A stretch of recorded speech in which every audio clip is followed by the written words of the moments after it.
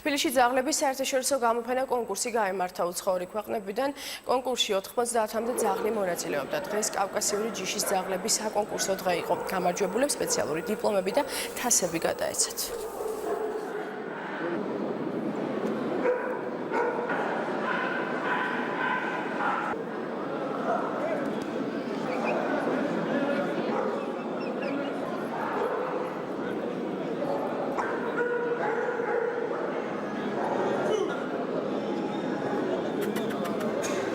რიგდება შესაბამისი საინფორმაციო ბუკლეტები, ეწევათ შესაბამისი კონსტატაციები დაინტერესებულ პირებს.